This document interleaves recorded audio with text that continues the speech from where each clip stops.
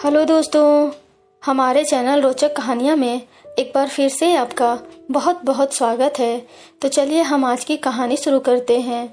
आज की कहानी है 70 साल के बूढ़े प्रोफेसर और कामवाली का रोमांस। फिर प्रोफेसर ने नाश्ता और चाय लिया। गंगा बगल में ही बैठी थी, पहले की तरह, और आदतन टेबल पर पोर्टेबल 2-in-1 में गाना भी बज रहा था। गंगा बोली, आजकल आप कुछ ज़्यादा ही रोमांटिक गाने सुनने लगे हैं। विमला मैडम के समय ऐसे नहीं थे। उन्होंने उसके गालों को चूमते हुए कहा, अभी तुमने मेरा रोमांस देखा कहाँ है? गंगा बोली, वह भी देख लूँगी समय आने पर। फिलहाल कुछ पैसे दीजिए राशन पानी वगैरह के लिए। प्रोफेसर ने 500 के 4 नोट उसे देते हुए कहा, इसे रखो, खत्म होने के पहले ही और मांग लेना। हाँ, कोई और भी ज़रूरत हो तो निसंकोच बताना। गंगा बोली, जानवी बेटी के लिए कुछ किताबें और कपड़े चाहिए थे। उन्होंने 2000 का नोट उसको देते हुए कहा, जानवी की पढ़ाई का खर्चा मैं दूंगा, आगे उसकी चिंता मत करना। कुछ देर बाद गंगा बोली, मैं आपका खाना पीना दोनों टाइम का रखकर जरा जल्दी जा रही हूँ, बेटी के लिए खरीदारी करनी है। प्रोफेसर ने कहा, जाओ, पर एक बार गले तो मिल लो। और हाँ, मैडम की अलमारी से 1-2 अपनी पसंद की साड़ियाँ ले लो। अब तो यहाँ इसको पहनने वाला कोई नहीं है। गंगा ने अलमारी से 2 अच्छी साड़ियाँ और मैचिंग पेटीकोट निकाले, फिर उनसे गले मिलकर चली गई। अगले दिन गंगा विमला के कपड़े पहनकर आई थी। सुबह का नाश्ता पानी हुआ। पहले की तरह फिर उसने लंच भी बनाकर रख दिया और अब फ्री थी। प्रोफेसर बेडरूम में लेटे लेटे अपने पसंदीदा गाने सुन रहे थे। उन्होंने गंगा से 2 कॉफ़ी लेकर बेडरूम में आने को कहा। दोनों ने साथ ही बेड पर बैठे बैठे कॉफ़ी पी थी। इसके बाद प्रोफेसर ने उसे बाहों में जकड़कर पहली बार किस किया और कुछ देर दोनों आलिंगनबद्ध रहे। उनके रेगिस्तान जैसे तपते होंठ एक दूसरे की प्यास बुझा रहे थे। दोनों के उन्माद चरम सीमा लांघने को तत्पर थे। गंगा ने भी कोई विरोध नहीं किया। उसे भी वर्षों बाद मर्द का इतना सामीप्य मिला था। अब गंगा घर में गृहिणी की तरह रहने लगी थी। विमला के जो भी कपड़े चाहिए थे उसे इस्तेमाल करने की छूट थी। ड्रेसिंग टेबल से पाउडर क्रीम जो भी चाहिए वह लेने के लिए स्वतंत्र थी। कुछ दिनों बाद संदीप बेटे का स्काइप पर वीडियो कॉल आया। गंगा घर में विमला की साड़ी पहने थी। प्रोफेसर की बहू रानू ने भी एक ही झलक में सास की साड़ी पहचान ली थी। औरतों की नज़र इन सब चीज़ों में पैनी होती है। गंगा ने उसे नमस्ते भी किया था। रानू ने देखा कि कामवाली और उनके ससुर दोनों पहले की अपेक्षा ज़्यादा खुश और तरोताज़ा लग रहे थे। बात खत्म होने के बाद रानू ने अपने पति संदीप से कहा, तुमने गौर किया, गंगा ने मम्मी की साड़ी पहनी थी और पहले की तुलना में ज़्यादा खुशमिजाज और सजी संवरी लग रही थी।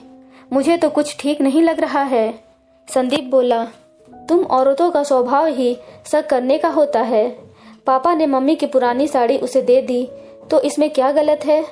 और पापा खुश हैं तो इसमें हमारे लिए अच्छी बात है ना? इतना ही नहीं, शायद तुमने ध्यान नहीं दिया, घर में पापा लैपटॉप लेकर जहाँ जहाँ जा रहे थे गंगा उनके साथ थी। मैंने मम्मी की ड्रेसिंग टेबल भी सजी हुई देखी है। रानू बोली। संदीप बोला, पिछले 2-3 सालों से मम्मी पापा की बीमारी से और फिर उनकी मौत से परेशान थे। अब थोड़ा सुकून मिला है तो उन्हें भी जिंदगी जीने दो। प्रोफेसर और गंगा का रोमांस अब बेरोक टोक की दिनचर्या हो गई थी। अब बेटा बहू का फ़ोन या स्काइप कॉल आता तो वे उनसे बातचीत में ज़्यादा दिलचस्पी नहीं लेते थे और जल्दी ही कॉल समाप्त कर देना चाहते थे। इस बात को उनके बेटे और बहू दोनों ने महसूस किया था।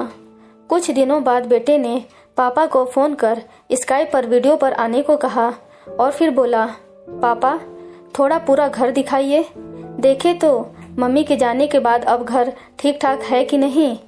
प्रोफेसर ने पूरा घर घूम घूम कर दिखाया और कहा, देखो घर बिल्कुल ठीक ठाक है, गंगा सब चीज़ों का ख्याल ठीक से रखती है। संदीप बोला, हाँ पापा, वह तो देख रहे हैं, अच्छी बात है। मम्मी के जाने के बाद अब आपका दिल लग गया है घर में।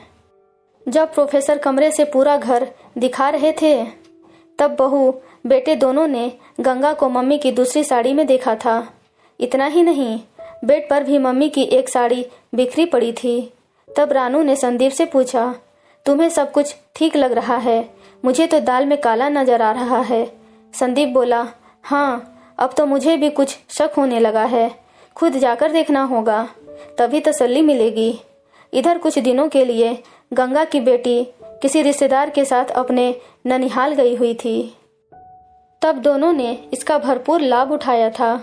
पहले तो गंगा डिनर टेबल पर सजाकर शाम से पहले ही घर चली जाती थी। प्रोफेसर ने कहा, जानवी जब तक ननिहाल से लौटकर नहीं आती है, तुम रात को भी यहीं साथ में खाना खाकर चली जाना। आज रात 8 बजे की गाड़ी से जानवी लौटने वाली थी। गंगा ने उसे प्रोफेसर साहब के घर ही आने को कहा था, क्योंकि चाबी उसी के पास थी।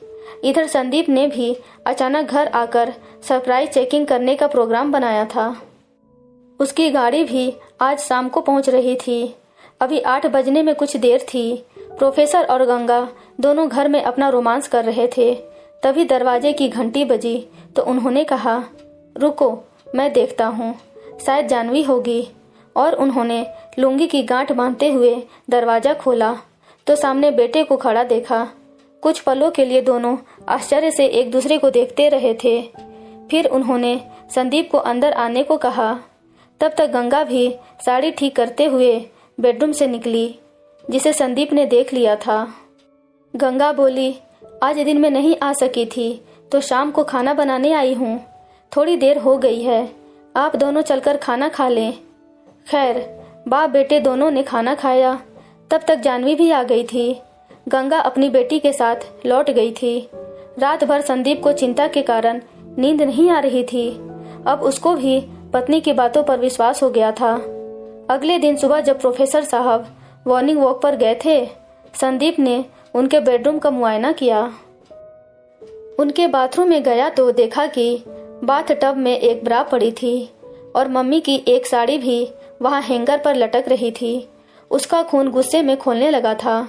उसने सोचा, यह तो घोर अनैतिकता हुई और मम्मी की आत्मा से छल हुआ।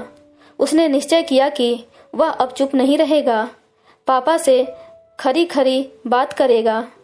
गंगा तो सुबह बेटी को स्कूल भेजकर 8 बजे के बाद ही आती थी। उसके पहले जब प्रोफेसर साहब वॉक से लौटकर आए तो बेटे ने कहा, पापा, आप मेरे साथ इधर बैठिए, आपसे जरूरी बात करनी है। वे बैठ गए और बोले, हाँ बोलो बेटा। संदीप बोला, गंगा इस घर में किस हैसियत से रह रही है? आपके बाथरूम में ब्रा कहाँ से आई और मम्मी की साड़ी वहाँ क्यों है?